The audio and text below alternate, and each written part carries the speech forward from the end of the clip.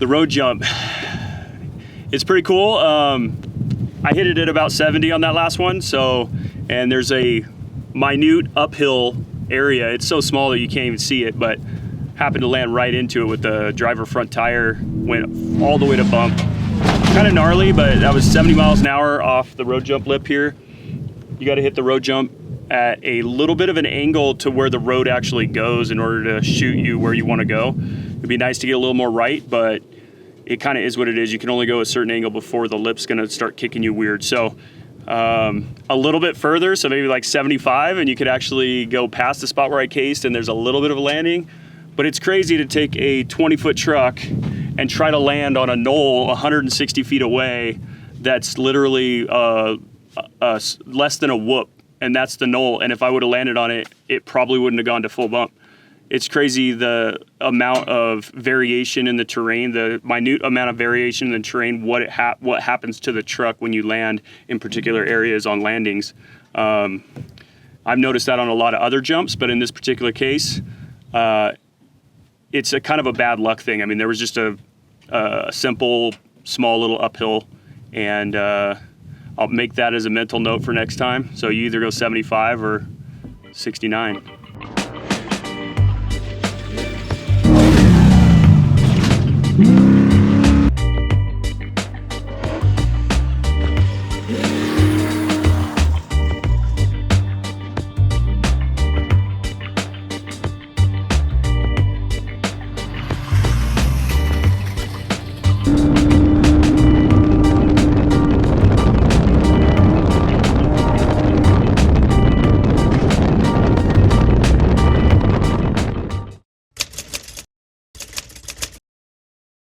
All right, so we went over to specifically shoot some berm shots and spent about, 45 minutes over there just ripping this literally tiny little postage stamp here. And it's just the same stuff goes on forever around here. So on the way back from the berm, we wanted to hit this big sand hill over here behind me. And Dweezy looks over and sees this, which is a giant cliff, sand berm, square rock, come around that, whip the back end close to the rock, and then the takeoff's right here, and we just fly down to almost flat. Basically, I'm landing like right where the last little bit of transition is, and it's just that this is like a roller coaster ride in here. I mean, it's insane. So the stuff out here that we keep finding, it's right in front of us all the time, and every time we drive by, it looks different. So it's crazy. Like, just like, every time you drive by something, you're looking at it with like fresh eyes for some reason. So, I mean, it's like kind of endless out here for now. We've been out here for 3 days, which is not much for locals, but man, I feel like you could make multiple trips out here and continue to find new stuff out here. It's just insane. Plus, it's beautiful. The weather's nice. For Memorial Day, everybody's usually at the river, and Ocotillo's too hot. So the weather out here is, I don't know, what is it, like 70 degrees and a slight breeze. And it's just, it's hard to take it all in, actually. It's beautiful out here.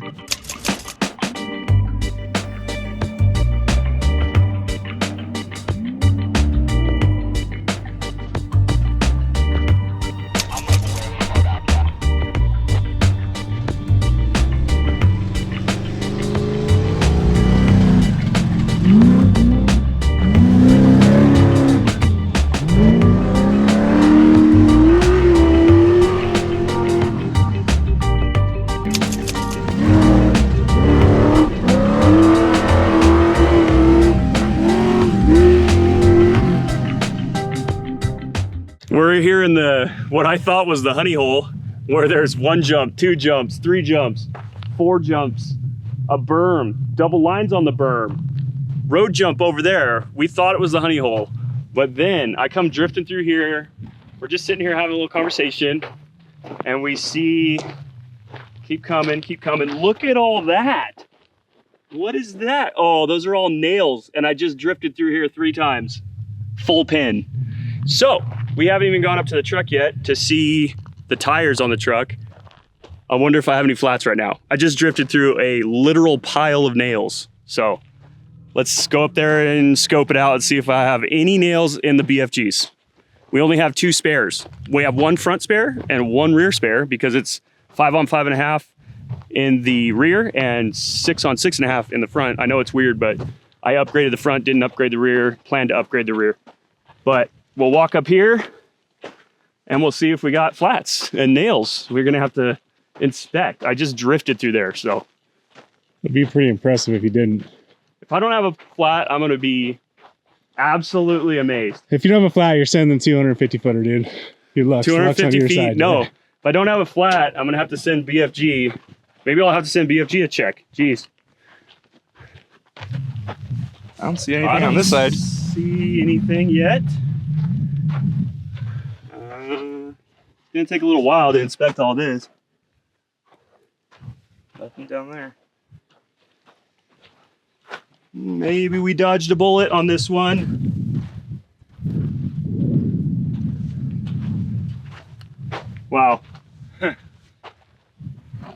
Well, BFG tires, you can drive through a pit of nails on them. No flats. Well, I think BFG hit the nail on the head with these tires. Good one, Doug. You know, it's funny too, as we were talking. That's a good one, Doug. Paul and I were talking earlier about how. Oh, fuck, really? What? It's on the tread? Oh, it's on the tread. 1 on the tread. Dude.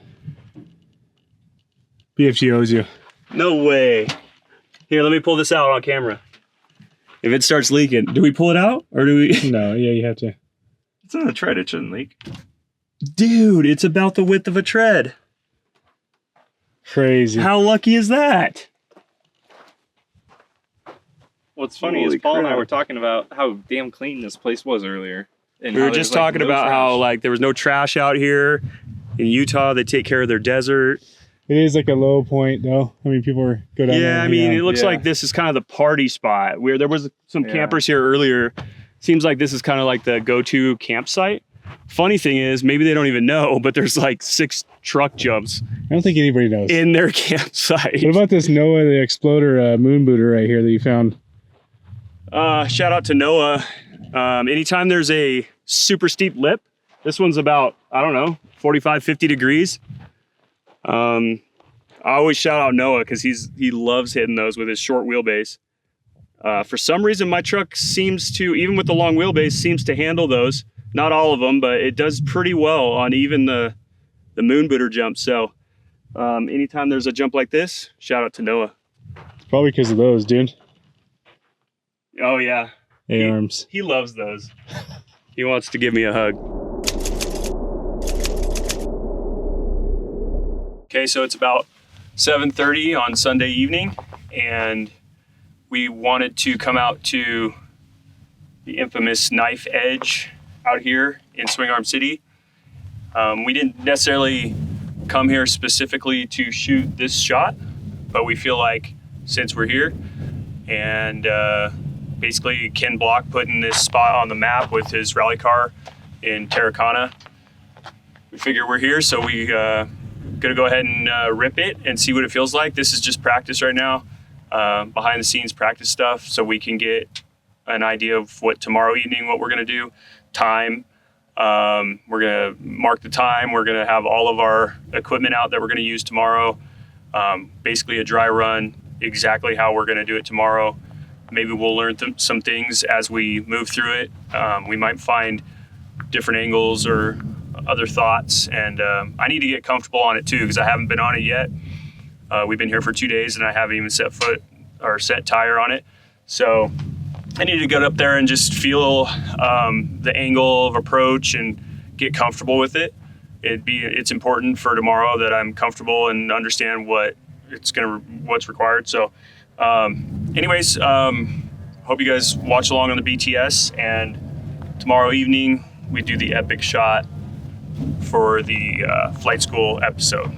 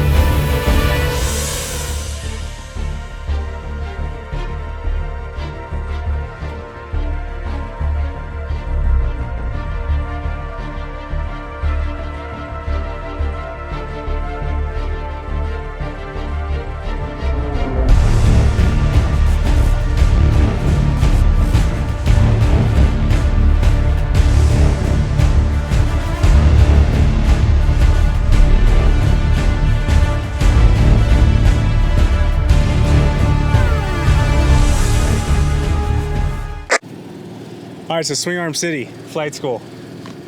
It's been a hell of a week. It's been insane. I can't remember a time on a trip that I had this much fun. It was a lot of work. I mean, we had, 15, 16-hour days for 4 or 5 days straight, but... This guy had us up at 4:30 every morning, and around midnight every night, all of a sudden we got to have a business meeting. And he said, we can't stay up later than 1 o'clock. No, midnight. Oh, sorry, midnight. We don't go to bed after midnight. Nothing good happens Crazy. after midnight.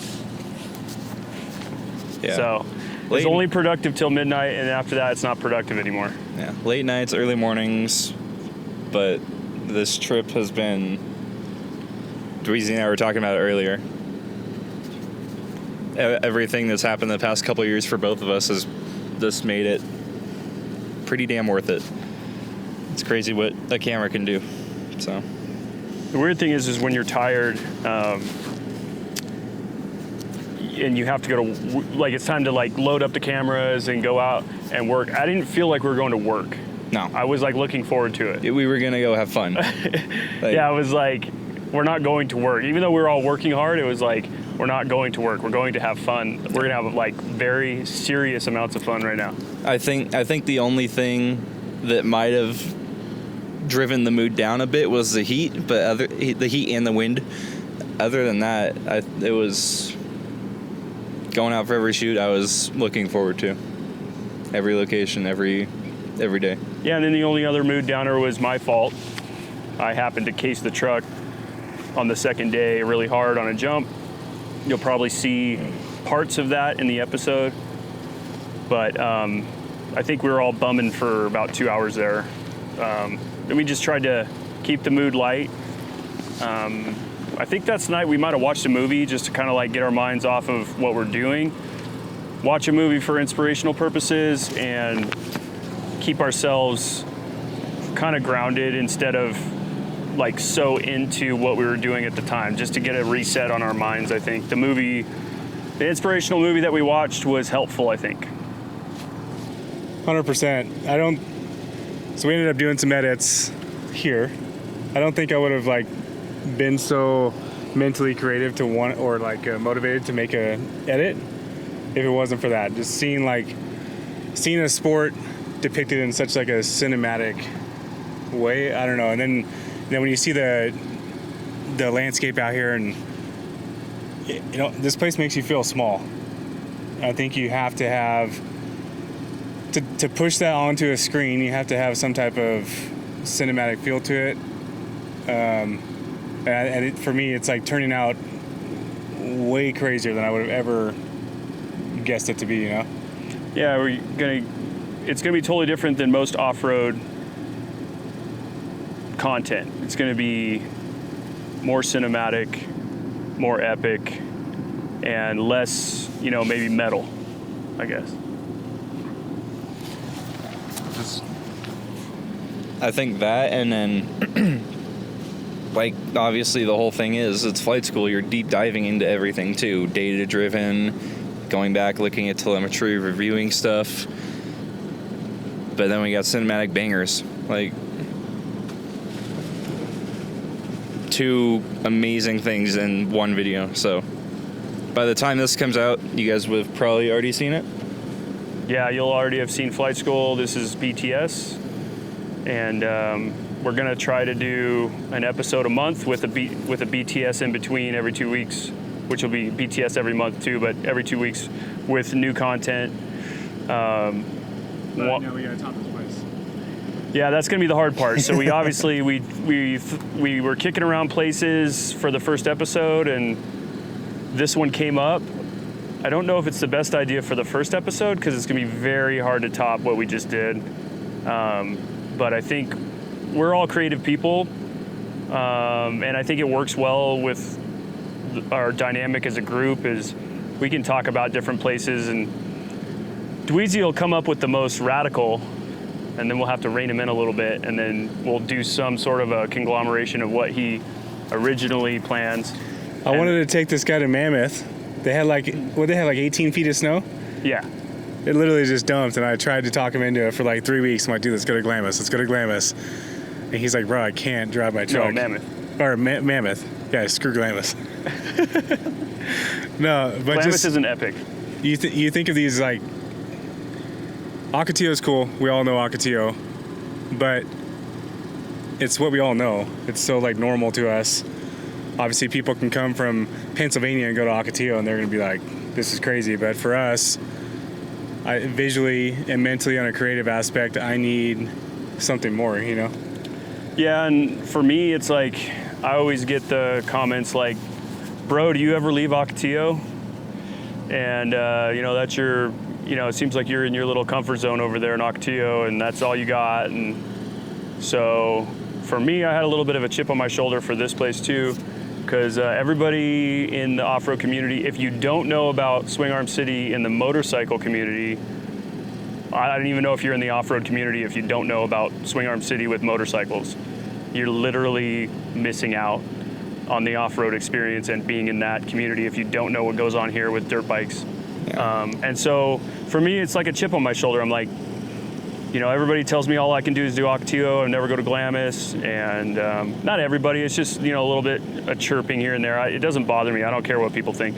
But, for my own personal growth, this place was gnarly.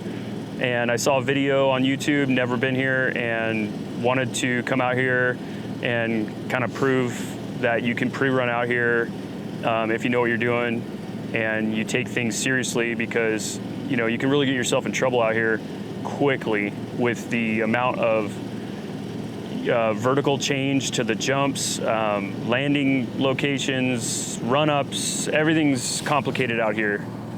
The soil's nice. The soil's really nice and forgiving on the tires. You can drift the truck. It's very stable, but the terrain is just unforgiving out here. You can get yourself into a lot of trouble really quick. Yeah. On top of like the terrain, we're also at 5,000 feet? Yeah, almost 5,000 feet. So I guess we got a little winded trying to climb some of these hills. Yeah, we're good now. From a videographer perspective, first day we got here, I tried to climb the hill behind us. Didn't work out too well. I was gassed at the top. But on top of the altitude, Dweezy and I were talking about this as well when we got here. It's dirt that contrasts with the truck very well. Like, it's not yellow or whatever color Ocotillo dirt is. It's a very nice shade, and it makes the truck pop really well. How many times do we wipe down the truck, guys? Way too many. How many times do we wipe it down, dude? 69 times. 69. Yeah, we literally wiped it down 69 times. So, but that's just like, if you want the epic shots, then you got to put in the work. I mean, it takes 15, 20 minutes to wipe down the truck. You want an epic shot, then that's what you got to do. Or you're going to get a grayed out truck on a grayed out. We're here to shoot the truck on scenery. We're not here to shoot the truck. So you're not going to see zoomed in material that's just the truck cruising through. You don't know where you're at. We're not going to shoot that kind of stuff. We're going to shoot the truck in the scenery. So we're going to try to pick places that have scenery and you're going to see more zoomed out angles of the truck doing things on the landscape that, so that you can kind of get a feeling, a sense of how it was while we were here, instead of just zooming in on the front of the truck and holding that pose and, oh, that's a banger. We're gonna focus. We want the scenery to be half of the story. Yeah, I think there's a time and a place for those kind of shots. We do have a couple like beauty shots here and there in this episode. But I think being able to showcase that you can take a luxury pre-runner somewhere else besides Southern California, in a way will open up avenues for other people too, because this place, to me, when you first drive in, it looks like a moto place. There's single track everywhere. You don't see anything besides the flats that you can drive your truck into. Yeah, I mean, it's very intimidating when you first get here. You're like, what's going on with this place? Everything's vertical. Like, moto jumps are set up to where you can land on a 45-degree angle or more, and really it's more forgiving for moto to land on steeper landings. But with the truck, you really need some more flat landings, like 15 degrees, 20 degrees, something like that. And so that's what we were kind of looking for out here. But the moto guys, they're up in the higher hills and hitting jumps with steep landings, and I can't you can't really do that with a truck, so you got to find like different lines, and that's, I feel like that's what we did. We found that there is some stuff out here. It's not an easy trip. I mean, it's from San Diego. It took us 16 hours in the motorhome with a couple of stops in there. It's a grueling drive. I drove the whole thing by myself, and it gets a little mentally taxing when I offered like 20 times. This guy's stubborn. Dude, I was in a zone. I was like, we need to get there before dark. If we get there at dark, we're not going to be... We stopped like 3 hours away from here. He made some cappuccinos. Yeah, that was cool. Gas station cappuccinos. You might see that. I've seen that already in this BTS. I do want to say, obviously everybody's seen this at this point, so this is us. This is the crew out here. This is crazy. We had 10 cameras? 10 cameras. 10 cameras total. Tripods, drones, ground shots, GoPros everywhere. So 2 guys on the film crew. We had one driver, 0 mechanics, and luckily the truck, I mean, I can only do so much on the truck as far as mechanical abilities, but we got lucky and 0 issues with the truck the entire time. Normally I wouldn't say that, but we're done driving the truck, so it's fine to say that now. It'd be bad luck to say that midway through the trip, but 0 problems. I'm really happy with the truck right now. I'm so thankful, because literally we could have thousands of dollars wrapped up in this thing, and then next thing you know, something stupid just takes us out of the whole game, and we would have to literally pack up and drive all the way back with 0 footage, 0 anything, and it would have been really disappointing. But this week was 99% flawless. Yeah. Yeah. Yeah, I mean... And even the challenging parts were learning, was a time for us to all learn. We had some challenging issues with creativity. We had some challenging issues with angles. We had some challenging issues with doing the right thing driving-wise with the truck. And those are all things that we're just learning from, so it's just going to make us better on the next one. If we feel like a jump is a little too sketchy, or is the safety factor isn't there, then we're going to have to make a little bit more of a group decision on that, or at least talk about it more, do some more on the case jump. I think if I would have done a little bit more research prior to hitting that, I wouldn't have probably hit it if I would have had the information I had afterwards. So you don't really want to, you want to have all the information up front before you hit something like that, and then if I would have had the information we had before, I wouldn't have hit it, and that would have saved that whole situation from even happening. Scaring the guys, scaring myself, and that if I would have had the information, then I would have made a different decision at the time. But I kind of got caught up in the way the day was going. Like, we already had 8 hours of just like banger after banger. It was like we were like indestructible, like unstoppable for a little bit there, and then it was like 4 p.m, and we were getting a little run down and feeling like we're on a roll, feeling like we're a little invincible, and then the second we start feeling that, it's like boom, something happens. So I think we just have to like stay aware at all times, and don't try to think that like it's going so well nothing bad can happen, because that's about the time when something does. So we have to be more like present, I think, in the later hours of the day, and just make sure that like, hey, sometimes you got to cut your lot, or like decide that you've got what you need, and you need and then just kind of cut your losses there and say, hey, we just need to cool it. We've pressed our luck, and it's time to wrap it up, and then we'll start a new day tomorrow and warm up with some simple bangers, and then get into the more heavy stuff later. Yeah. Can't get comfortable out here, especially when jumping trucks of this size. Like, you get comfortable, and who knows what could happen. I'm just thankful that obviously we're all good. Truck held up. That's why we're kind of doing this too. Like, you need to make sure you know what you're doing before you actually do it.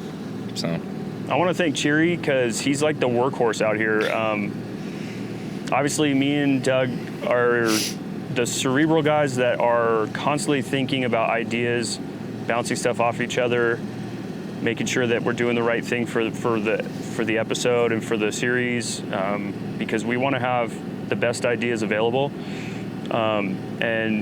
But Cheery is the one that turns on all the GoPros, gets the fuzzy mics going for the truck sounds, runs around with the tripod and Guys running like 16 drones at the same time. 16 drones. I didn't even mention the drones. I didn't even talk about the drones yet. Yeah, 16 drones all at once.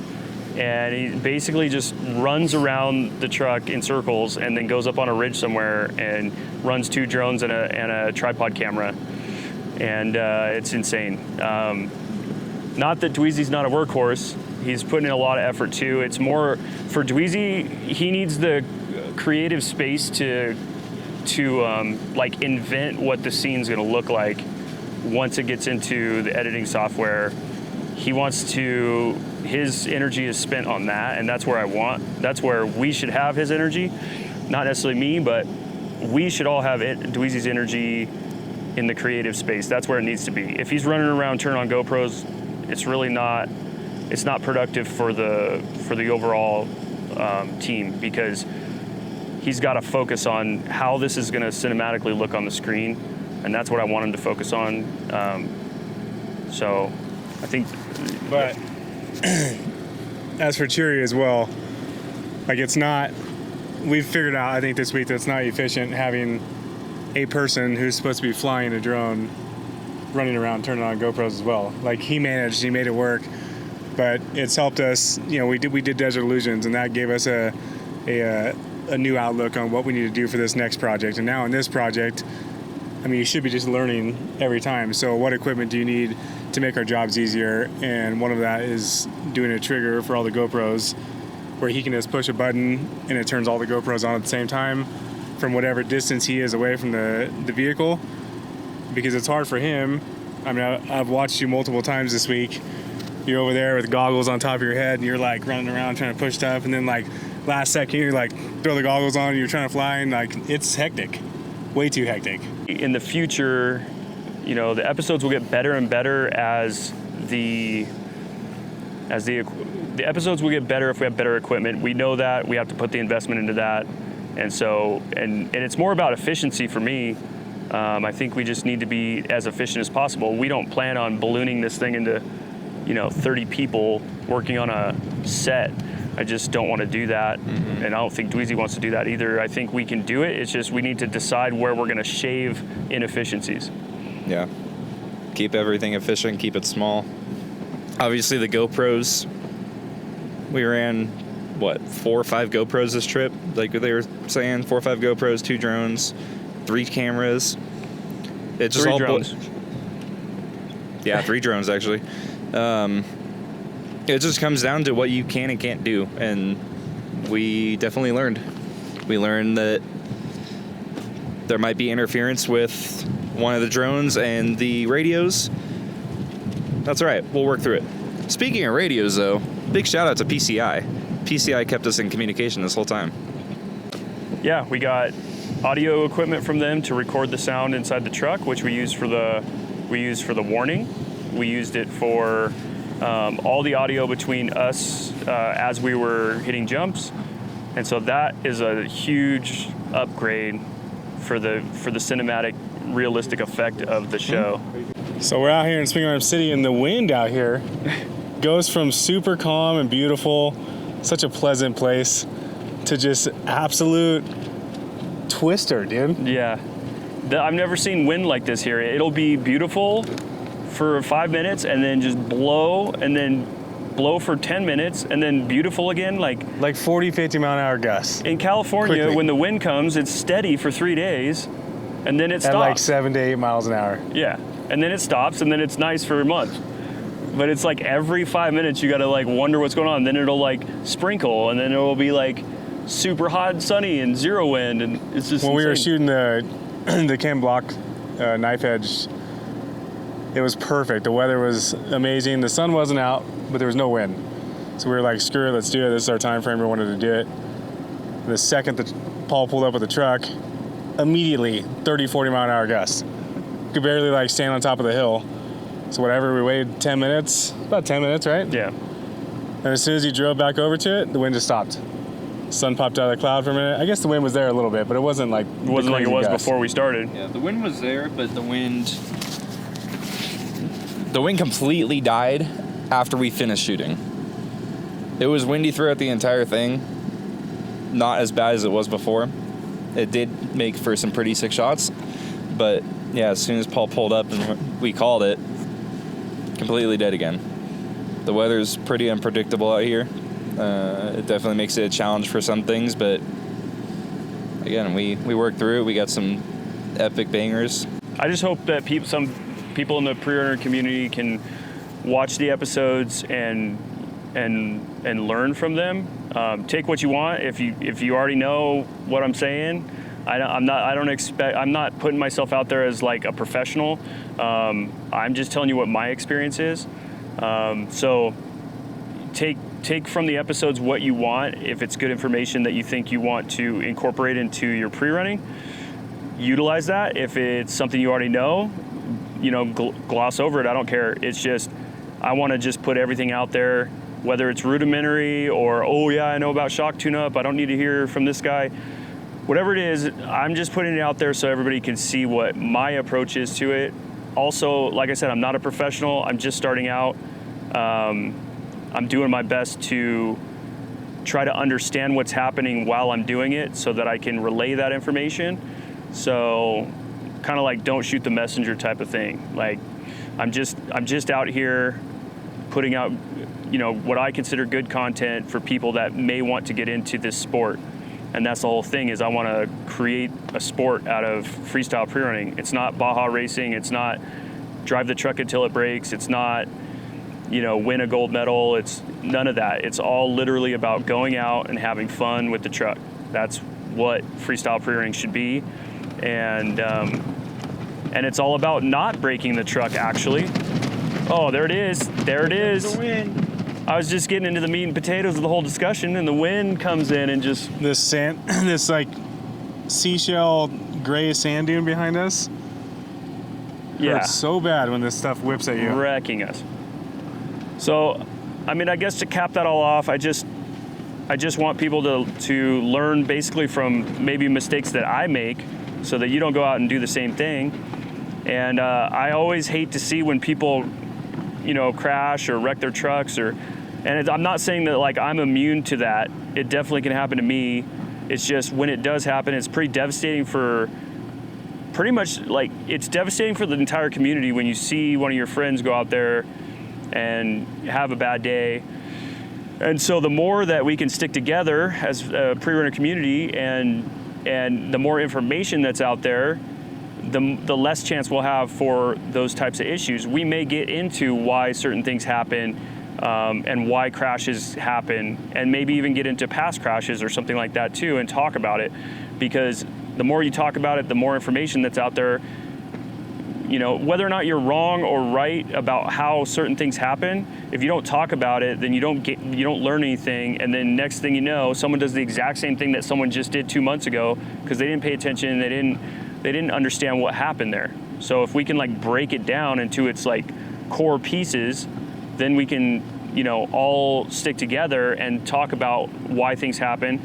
It's not like crashing on a dirt bike. It's not like crashing on a side-by-side. It's not like rolling a side-by-side. It's, these things are very expensive. They take years and years and years to build. They take thousands of dollars to maintain.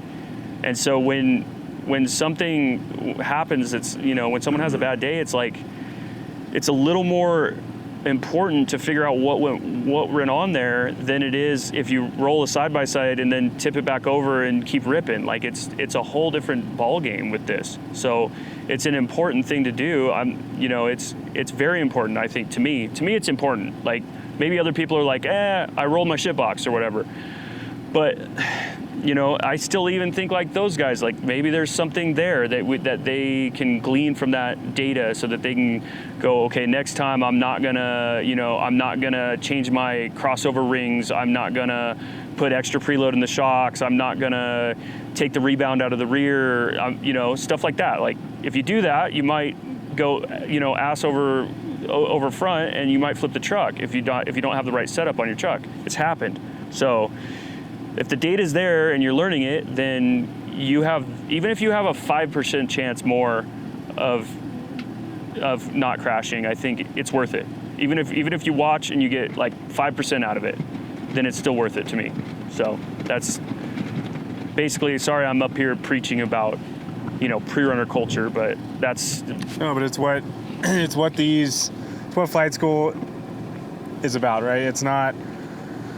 We didn't come out to Swing Arm City to just make a banger of a movie. I mean, we got a lot of cool stuff. Yeah. But there's so many details, so many precautions. Everything's high stake with these. And then you come out to here, and this, to me, I mean, I've watched you drive an Ocotillo, jump after jump after jump. It gets so boring. I'm just kidding. Dude, big, boring pre-runner guy over here. But then you come out here, and you're... Like, this is... Obviously, I think you're a great driver, but this is like the first time I've watched you drive, and I'm like, holy shit, dude. I took one ride this entire week in that truck, and like 90% of what we did, you can't see over the hood, and he's like threading the needle, jumping into hills that you can't see. Like, it shows the precision and the skill of what it takes to do this type of stuff, and I think coming out to Swing Arm City, it's not just your run-of-the-mill hills that you're just jumping over. Like, everything here is so precise and technical. One, it shows that you can bring trucks out here and you can have a blast. And two, it shows that someone who's used to driving in the same area all the time, you can come out here, we can scout, you can find lines, and you can drive to the ability that you've learned over the years of how to drive, Yeah, I mean, I feel like over the years, I don't have a lot of experience with pre-runners. I've been driving pre-runners for 7 years, maybe. Everything before that was dirt bikes, and I feel like when I first got this truck, I was timid. I always felt like there was always better drivers. There was always, racers. There was always people that are supposed to be driving. And I always felt like I wasn't supposed to be driving. Like, I was just like a baby or something. And I think this trip in particular, I kind of I unleashed the beast a little bit on this one.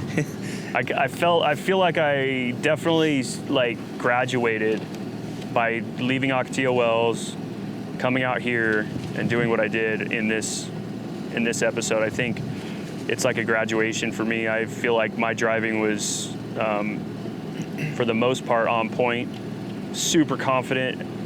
I think what really helped, actually, it's super weird, but having the CRF 150R here, which is my son's bike, I don't know why, but for whatever reason, riding that pit bike around these hills right away, like, put me into this mindset where I'm like, if the 150R can do it, then I can do it in the truck. I don't know why. It's just like it made me comfortable right away. As soon as I ripped some of the hills with the 150R, I was like, this is going to be rad in the truck. And it just gave me confidence that I don't know if I would have had without that. So I think it was really helpful, actually. I've never pre-ran with a pit bike, and pre-running with a pit bike is kind of a legit tool, I think. It's just like really helpful. Yeah, we were out riding for 3-4 hours, found 8-9 different spots. Some of them worked, some of them didn't, and then there's also stuff that just sits right in front of your face. We found more, and yeah, and I think it's weird out here because you can go to a place you drove by 20 times, and I don't know, you could stand in one little 100 by 100 area and just look up the hills and keep looking back and forth, and there's a jump over here that you've been hitting for 2 days, and there's a jump over there you've been hitting for 2 days, and it's all in this little area. And then you just get for some reason you're walking in a particular direction, and you look at a different direction, and you're like, look at that angle. And it just kind of pops out, and you're like, this is rad. You can find new stuff even though you think you found everything. Yeah. And we talked to one guy here, and he's been here for 20 years, and he's still hitting new lines. He stays here for days at a time. He stays here for days at a time, rides his dirt bike constantly, and 20 years straight of coming here, days after days, and still finds new lines. He was finding new lines today. So, I mean, that just proves that we just scratched the surface on this place pretty much. Yeah, like we started out first, second day, thought maybe there were 2 or 3 lines back here. Over the past 4 days total, I think we've come out with 5, 6 lines here. Yeah, like it just around keeps camp. it just keeps changing. It literally walking distance. It's amazing. Yeah, and we got pretty lucky that the roads enable Class A motorhome to basically get right here behind the knife's edge. It's been a pretty epic camping spot for us for 5 days. It's pretty cool to be camping right behind the castle here. Yeah, the only thing that's kind of a bummer is the cow crossing around here. Oh yeah, the cow crossing. I'll insert right now. Yeah, insert cow crossing with calves. I literally came out of the motorhome and I thought there was cows having babies out on the lake bed. There was like baby cows laying on the ground and the mother cows like standing above. I'm like, did that cow just have a baby just now? Like And on the ground? there's no cow farms that I've seen. No. There's no Anywhere animals. remotely close. There's no tree. There's no bushes or greenery of any kind, and there's no animals of any kind. We haven't seen any rodents or bunnies or. There's like little gnats or moth things I that haven't bite. even seen a lizard. I did when we went down to the tunnel. Oh, there was like a lizard. snake-sized lizards down there. Oh my god, the tunnel shot. I forgot about that.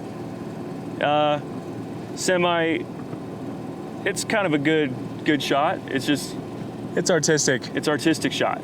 It's a mental overload out here with creativity. Like it's almost too much to take in. Everywhere you go, we drive the truck here. Oh, let's film this. Let's come up with this. We got 3 new ideas coming up with that, and then you drive 20 more feet down the road. Oh, let's do this, and then we come across a tunnel that goes underneath the highway down here. And we're on the pit bikes, so we're like, when we were on the pit bikes and we found the tunnel, we were like, we drove down through the tunnel. It was cool. We were like using the tunnel as a half pipe, but I didn't really it didn't click that it would be big enough for the truck. It was more like, oh, we're driving in a tunnel, but there's no way that, I didn't even think about it. And then we came back to the spot because there's like some wind caves and it was a cool shot to take some photos. So we came back to the wind cave spot with the truck, cleaned it up, got it ready for some photos in these wind caves. And then, but before Dweezy came, I was like, hey, Cheery, let's walk down the tunnel and see if the truck will fit. He's like, what are you talking about? The truck's not gonna fit in that thing. It was only like 60 inches or something. Like we drove into this little tiny tunnel. It was tight. It seemed tight on the pit bikes. We're like, there's no way.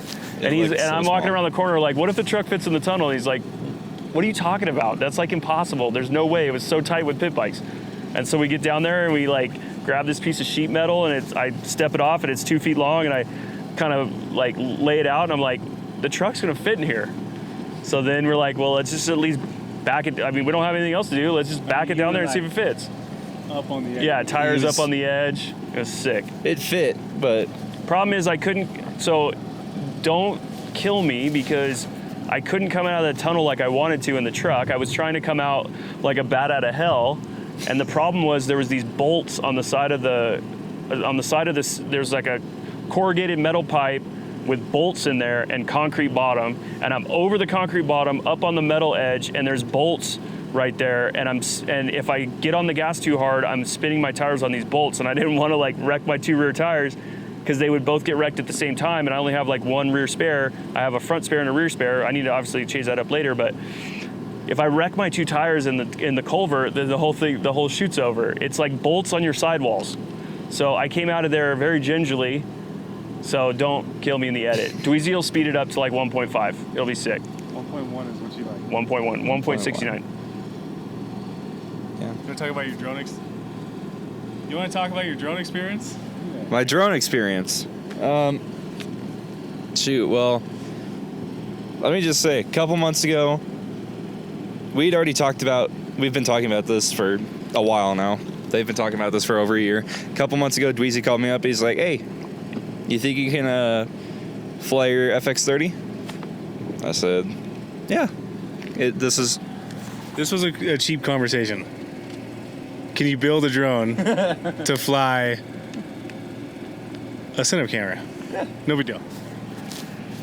And it'd been on my mind for a while, and it ended up kind of working out. Bought all the parts, made it, and the shots turned out pretty badass. So yeah, thanks to Dweezy for pushing me to do that. Did Dweezy, when you told him to build that drone, was it like for this? Yeah, we were talking Yeah. about Oh, specifically He for- called me and word for word, he's like, "Do you Wow. think you can fly your FX30 for flight school?" Wow. Pretty sure. Things are happening in the background. I'm not even aware. You know what? Actually, what's going to happen is I'm like an arrive and drive guy. So next time we're just going to have Dweezy bring in the truck. I'm going to fly into Salt Lake. Well, you I'm going to call come me, down in a limo. You call me the director. I think if you call me the director, that gives me a ton of work on the backside that I got to figure out. I mean, it's conversations we've had too. Yeah. I didn't know about that one though. I didn't know that. I thought Cheery was just like kind of making Usually that. when I go down to your house, I have like Paul lives like 3 hours away from my house with traffic, so I have a lot of time to talk. So I'll usually call Cheery, and usually it has to do with the discussion of whatever project we're working on, or. But yeah, I don't know, the drone situation. I feel like being able to fly a DSLR style camera on a drone is like next level, you know? It definitely changed the game for this. I mean, I love flying GoPros. They're relatively cheap compared to the Cinelifter class. I mean, when we did the tunnel shot, I flew up and over the road into the tunnel. Timing wasn't right, and ended up smacking into the tunnel a couple times. Wasn't worried about it at all. I mean, like I said, those drones are relatively cheap compared to a Cinelifter and disposable. Yeah, so the GoPro carrying drones are relatively cheap and durable, and if you want to call it disposable, you can. Cinelifter, obviously way more expensive. I do not want to wad up a Cinelifter.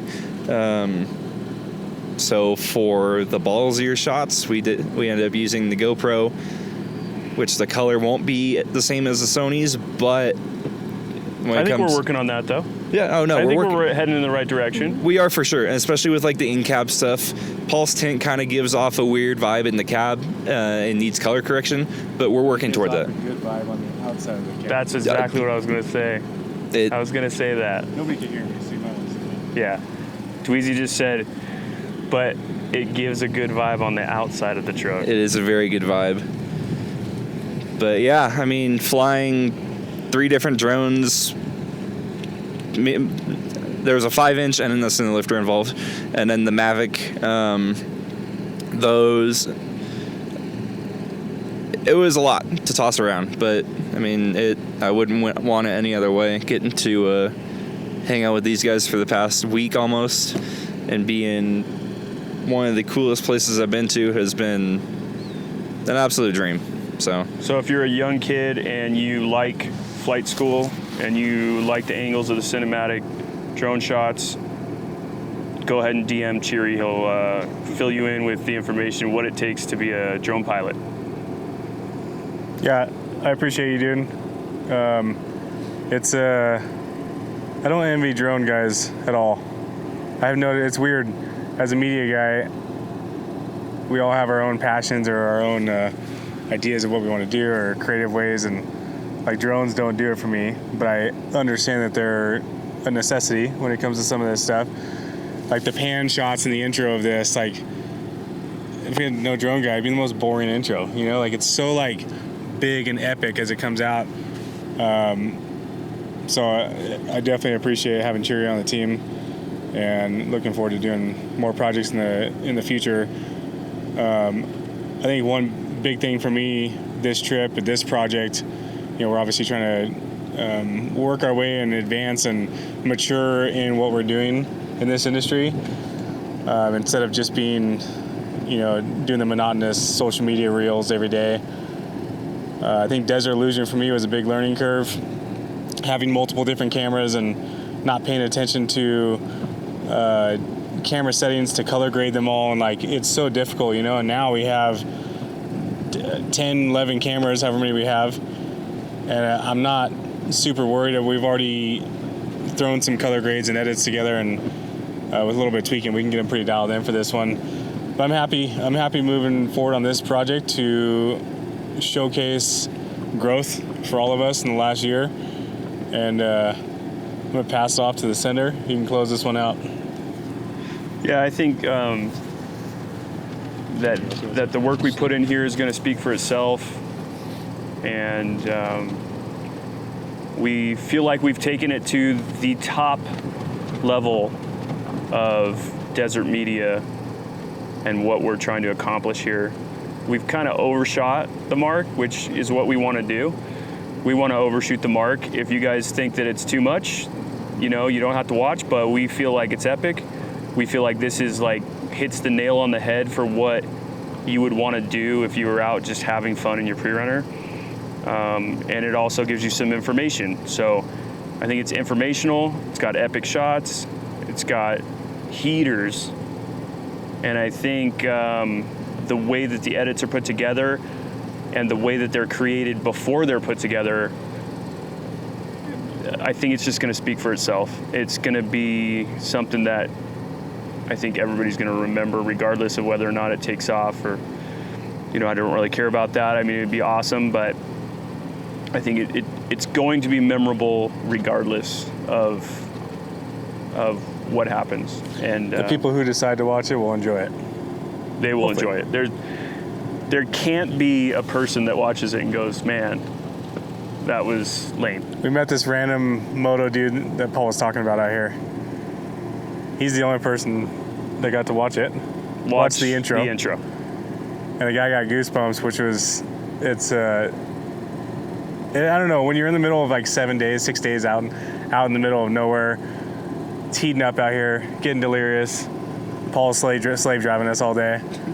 And then to watch somebody get goosebumps that doesn't know us, has no idea, he just got a ride in Paul's truck, like made this whole guy's trip, you know?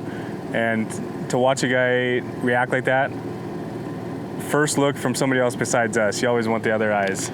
And this is like an old grizzly veteran guy, like getting goosebumps. Like old grizzly FMX veteran guy getting goosebumps. I mean, that's saying something. Frozen kisses, right? Yeah. Frozen kisses. Got hats on right now. Yeah, he gave us a bunch of Frozen Kiss. Caneville Frozen Kiss hats. Yep. Appreciate it, dude. Yeah. I gave him an All-American Cinder shirt for collateral, and got some Canesville gear for this BTS shoot here, which is nice. I like it. I'm going to wear it. When people see me wearing this hat, they're going to know why I'm wearing this hat. Frozen Kiss. Yeah. All right, well, it's been a blast. I'm really looking forward to what's next on the list. I don't know if we're announcing that, but will this be out? You'll see it. You'll see it come out. Well, I think we should just keep it a surprise. Yeah. Let's keep it exciting. It's going to be good.